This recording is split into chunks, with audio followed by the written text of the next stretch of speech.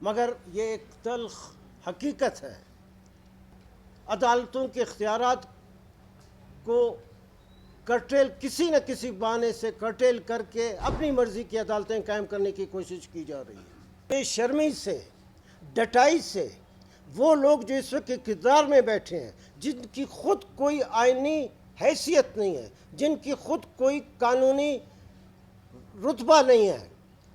عام شہری سے بھی اگر آپ پوچھیں تو وہ کہتا ہے کہ جو اس وقت اقتدار میں بیٹھے ہوئے وہ فارم 47 کی پیداوار ہے۔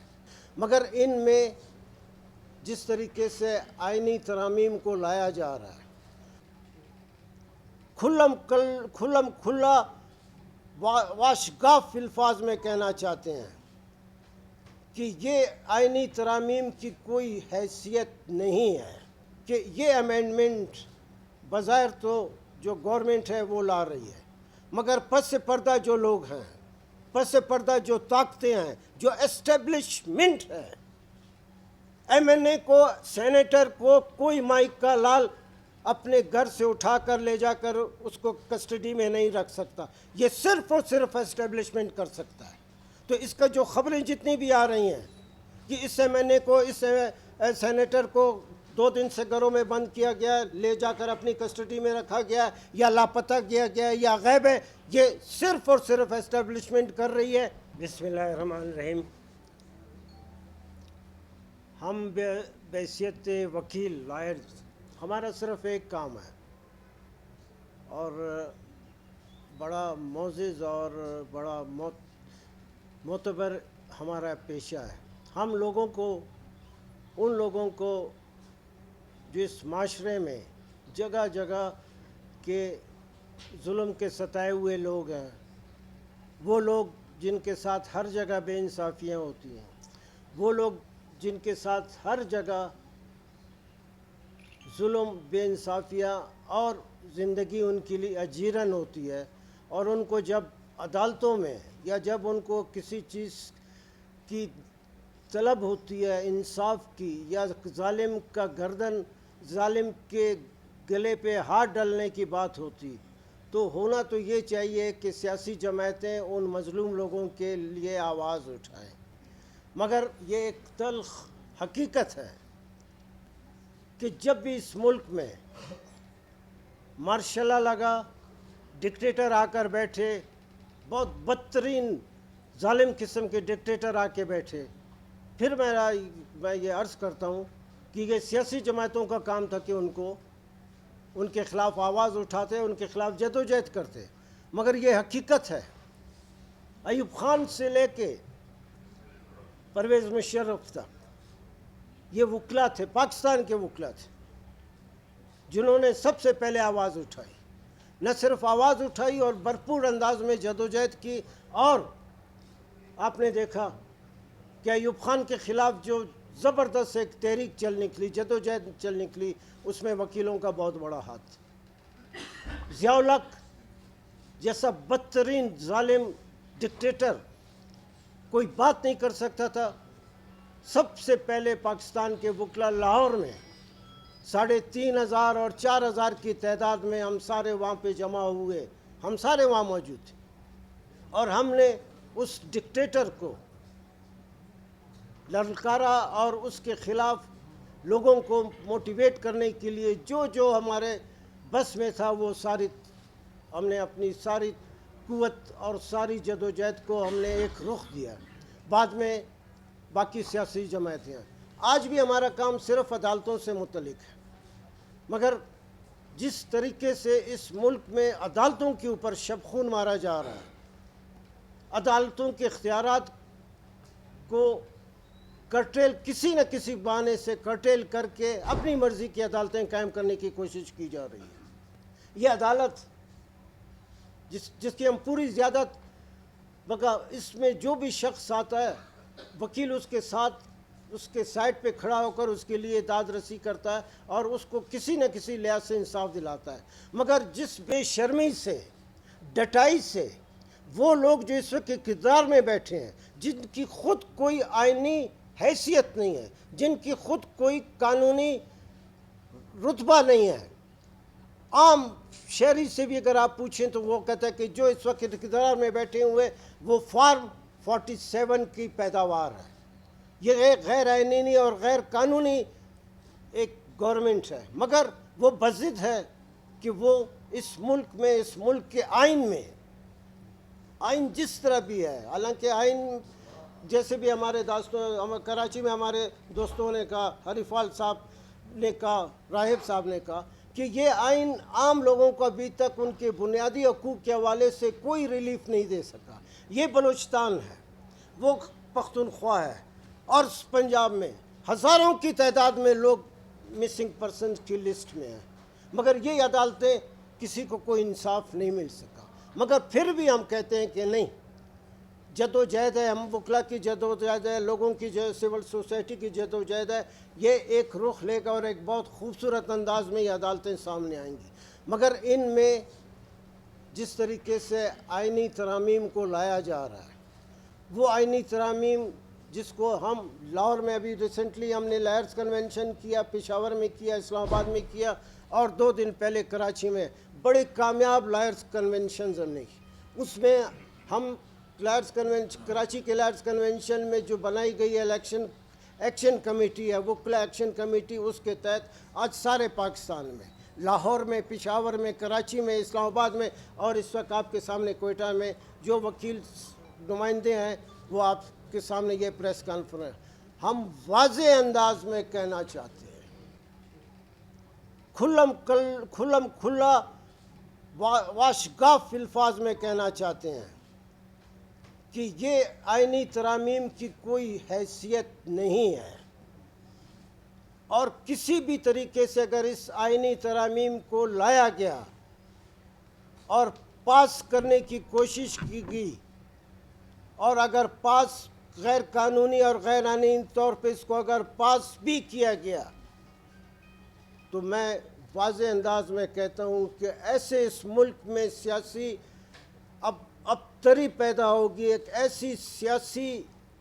عدم استحکام پیدا ہوگا جو سب کچھ کو بہا کر لے جائے گا. تو بحیثیت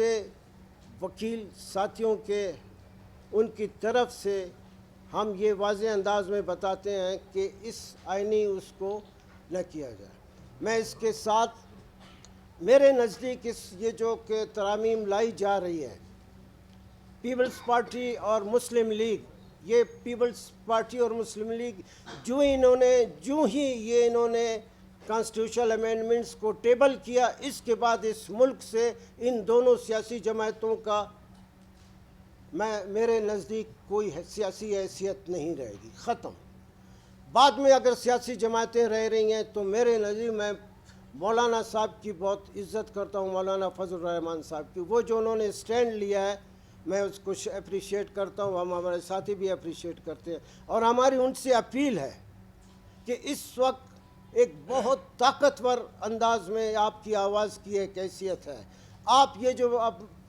جو امینڈمنٹس ٹیبل ہو رہا ہے اور اس کو پاس کرنے کی کوشش ہو رہی ہے، اس کو آپ ہر حالت میں مخالفت کریں. اور مولانا صاحب اگر آپ کا یہی رول برقرار رہا تو میں یہ سمجھتا ہوں کہ آپ ایک بہت ہی طاقتور سیاسی انداز میں اس ملک میں آپ کا وجود رہے گا. وہ میں سمجھتا ہوں عام سب کے لیے بہتر ہوگا. دوسری بات یہ ہے کہ اس ملک میں جس طریقے سے کیا جا رہا ہے، کھلم کھلا بڑی ڈٹائی کے ساتھ، بے شرمی کے ساتھ ایم این ایز کو اور سینیٹرز کو گھروں میں بند کیا جا رہا ہے، ان کو زبردستی لے جا کر اپنی کسٹڈی میں رکھا جا رہا ہے، ان پہ دباؤ ڈالا جا رہا ہے، بلیک میل کیا جا رہا ہے، ایک مجرم، ایک غلط آدمیوں کی طرح آپ لوگوں کو بلیک میل کر رہے ہیں اور یہ کانسٹیٹیوشنل امینڈمنٹ کو لانے کی کوشش کر رہے ہیں. اس کی کوئی سارا ملک جانتا ہے کہ اب اس کی کوئی حیثیت نہیں. ہم واضح انداز میں کہتے ہیں اور جو ہم کہتے ہیں ہم کر کے دکھائیں. اس وقت پاکستان میں سب سے طاقتور اگر کوئی پریشر گروپ ہے وہ یہی وکیل ہے. ہم صرف زبانی بات نہیں کرتے، ہم نے ثابت کیا کہ ہے. ہمارے ساتھ پاکستان کی سول سوسائٹی ہے، ہمارے ساتھ پاکستان کے اسٹوڈنٹس ہیں، ہمارے ساتھ پاکستان کے جو مظلوم طبقات ہیں جن کے لیے ہم آواز اٹھا رہے ہیں، ہم نے پہلے بھی آواز اٹھائی ہے، تو ہم آپ کے ذریعے بہت واضح انداز میں خبردار کرتے ہیں کہ اس ملک میں جو بھی صورتحال ہے اس میں مزید خرابی پیدا کرنے کی بجائے اپنے جو بدنیتی اور ڈٹائی کے ساتھ جو آپ آئینی کانسٹیٹیوشن لا رہے ہیں اس سے آپ اوائڈ کریں اس کو، ورنہ اس ملک میں جو کچھ بہتر بچا ہوا ہے سب کا۔ ایک چیز میں واضح کروں، یہ اب ایک شخص کے سامنے یہ بات آ چکی ہے کہ یہ امینڈمنٹ بظاہر تو جو گورنمنٹ ہے وہ لا رہی ہے، مگر پس پردہ جو لوگ ہیں، پس پردہ جو طاقتیں ہیں، جو اسٹیبلشمنٹ ہے، ایم این اے کو، سینیٹر کو کوئی مائک کا لال اپنے گھر سے اٹھا کر لے جا کر اس کو کسٹڈی میں نہیں رکھ سکتا، یہ صرف اور صرف اسٹیبلشمنٹ کر سکتا ہے۔ تو اس کا جو خبریں جتنی بھی آ رہی ہیں کہ اس ایم این اے کو، اس سینیٹر کو 2 دن سے گھروں میں بند کیا گیا، لے جا کر اپنی کسٹڈی میں رکھا گیا یا لاپتہ کیا گیا یا غائب ہے، یہ صرف اور صرف اسٹیبلشمنٹ کر رہی ہے، اور ہم اسٹیبلشمنٹ کو بھی بتانا چاہتے ہیں آپ کا کوئی کام نہیں، آپ کا اسمبلی سینٹ میں اور یہ جو کانسٹیٹیوشنل امینڈمنٹ جو ٹیبل ہو رہا ہے آپ کا کوئی تعلق نہیں اس کے ساتھ، مگر آپ کا تعلق سب سے واضح طور پہ آپ کا تعلق رہا ہے۔ اس دن جو پچھلے اتوار کی بات ہے، رات کے